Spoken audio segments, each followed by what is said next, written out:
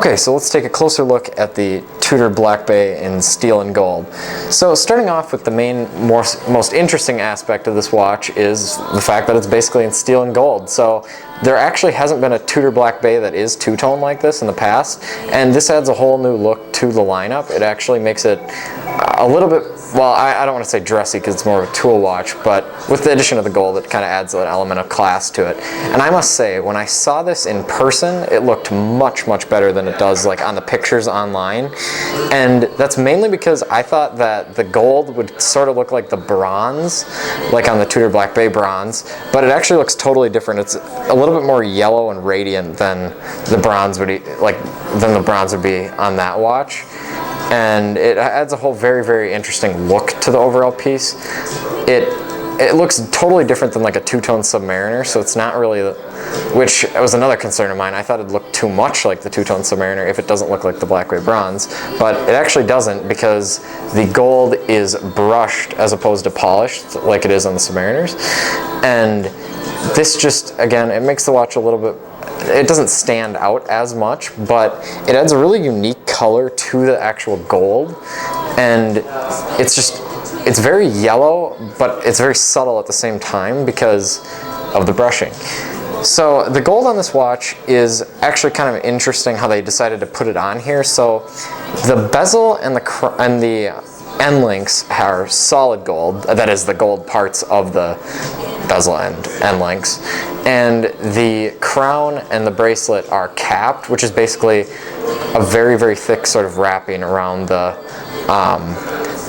overall component. So the capping is a lot thicker on this watch than it is on some other brands' watch, which just adds to the quality that Tudor put into it. So going over the overall like measurements of the case, it's got a 41mm case, which as you'll see in the wrist shot is not too big, not too small. It's just very perfect for a dive watch. 200-meter water resistance, so again, it's a dive watch. No complaints there. You're probably not going to be diving to 660 feet, so there's no real problems there. You could definitely use this as a dive watch. It's the same as the normal Tudor Black Bay.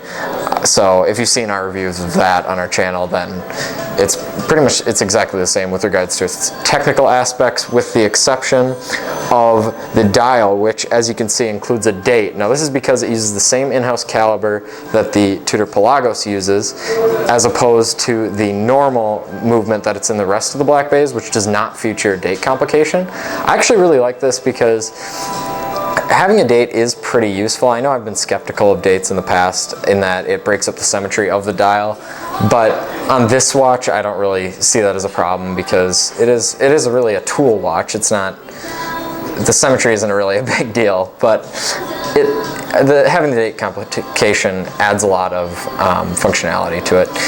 Also, moving on to the Loom, which is a pretty interesting aspect of this watch. So zooming in here, you can see, you might be able to see this on the camera, it's sort of a cream color. Now it's not like a faux patina or anything like that, because those tend to be very yellow. It's just more of a cream color, which I like. It actually looks very nice when compared to the gold on the watch, because it just is slightly yellow, but they're not trying to fake being old or anything like that, which I'm very skeptical of. This is totally fine.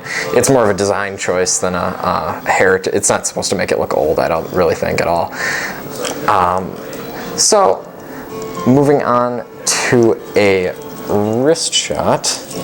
This watch is very, very easy to put on with Tudor's bracelet. It's very similar to the Rolex Submariner's bracelet in that it's very robust and easy to put on, feels very high quality, and it's a really wonderful experience to actually put on this watch.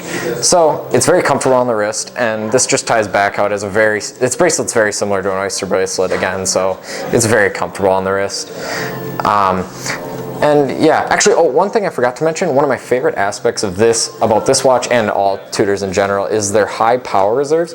This watch has a 70-hour power reserve, which is absolutely spectacular. I like them to have kind of 48 and above, because that way you don't have to wind it every other day or anything. You can have a collection with a lot of watches and not have to be worried about them being unwound and out of power. So all in all, this is a very high quality watch, and I would highly recommend you check it out in person because, as I said, it looks a lot better in person than it does online. If you like our videos, please remember to subscribe and share.